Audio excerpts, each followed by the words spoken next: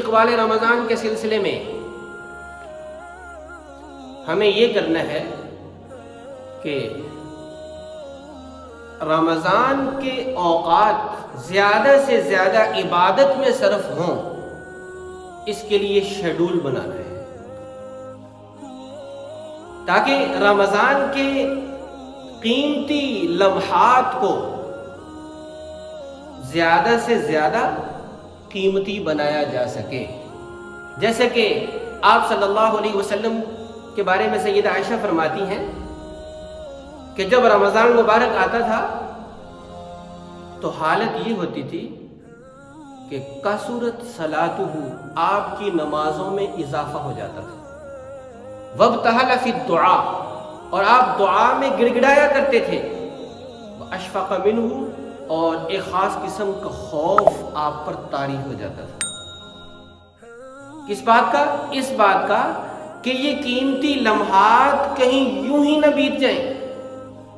تو اس لیے ہمیں پہلے سے شیڈول بنانا چاہیے کہ کس طریقے سے ہم زیادہ سے زیادہ اوقات عبادات میں صرف کر سکتے ہیں رمضان مبارک کے۔ اور 5ویں نمبر پر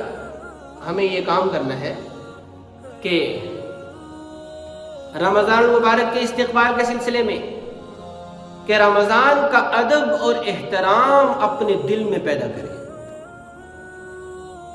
چنانچہ آپ صلی اللہ علیہ وسلم نے ارشاد فرمایا، عظموا حرمتہ فإن حرمتہ عند اللہ اعظم من الحرمات، کہ اس کی حرمت کو عظیم سمجھو، اس لیے کہ اللہ جل شانہ کے ہاں جتنی بھی چیزیں حرمت والی ہیں ان سب میں زیادہ اسی کو حرمت حاصل ہے، لہذا اسے پامال مت کرو۔ کیوں کہ فإن الحسنات والسیئات تضاعف فی، او کما قال صلی اللہ علیہ وسلم،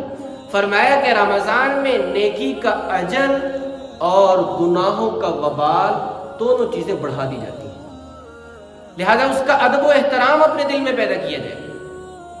اور اس سلسلے میں سب سے بڑی بات یہ ہے کہ رمضان مبارک میں روزے رکھنے کا ماحول بنایا جائے، روزہ خوری کا ماحول نہ بنایا جائے۔ روزے چھوڑ دینا بغیر کسی شرعی عذر کے، یہ رمضان مبارک کی سب سے بڑی ناقدری ہے۔ ہاں، شرعی اور واقعی عذر ہو روزہ چھوڑا جا سکتا ہے، اور شرعی عذر پر بھی اگر روزہ چھوڑا جائے تو تب بھی کھانا پینا وہ سرعام نہ کیا جائے۔ تو رمضان کے ادب اور احترام کو پیش نظر رکھا جائے، اس کے لیے پہلے سے ذہن بنایا جائے، اپنا بھی اور افراد خانہ کا بھی۔ اور ہمیں یہ بھی کرنا ہے کہ رمضان آنے سے پہلے پہلے اس بات کا پختہ عزم کرنا ہے کہ ظاہری گناہ ہوں یا باطنی گناہ، ہم نے مکمل گناہوں سے اجتناب کرنا ہے، گناہوں کے قریب نہیں پھٹکنا، اور خاص طور پر کھلم کھلا گناہ تو کبھی بھی کسی بھی صورت میں نہ کیا جائے، اس لیے کہ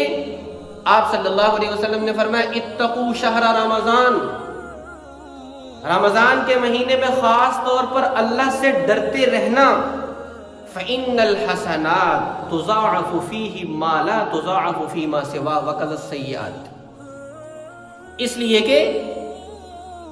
رمضان مبارک میں حسنات اور نیکیوں کے اجر اور ثواب کو اتنا بڑھا دیا جاتا ہے جتنا کہ رمضان کے علاوہ کسی اور مہینے میں نہیں بڑھایا جاتا ہے۔ اور اسی طریقے سے گناہوں کا وبال بھی رمضان میں اتنا بڑھا دیا جاتا ہے کہ رمضان کے علاوہ کسی اور مہینے میں گناہوں کا وبال اتنا نہیں بڑھایا جاتا، تو اس لیے گناہوں سے اجتناب کیا جائے۔ اور آخری بات یہ ہے کہ رمضان کا چاند دیکھنے کا اہتمام کیا جائے۔ سیدہ عائشہ فرماتی ہیں کہ آپ صلی اللہ علیہ وسلم شعبان کے دنوں اور تاریخوں کا اس قدر دھیان اور اہتمام کیا کرتے تھے، کسی اور مہینے کی تاریخوں کا اتنا اہتمام نہیں کرتے تھے، پر 29 کو چاند دیکھتے، نظر آ جاتا تو روزہ رکھتے، ورنہ شعبان کے 30 دن پورے کر لیتے۔ فقہا فرماتے ہیں کہ رمضان کا چاند دیکھنا امت مسلمہ کے ذمہ فرض کفایہ ہے، اس لیے 29 شعبان کو مغرب کی نماز کے فوراً بعد چاند دیکھنے کا اہتمام کیا جائے۔ یہ وہ چند امور ہیں استقبال رمضان کے سلسلے میں جو ہم نے اختیار کرنے ہیں۔ اللہ تبارک و تعالی توفیق عمل دے۔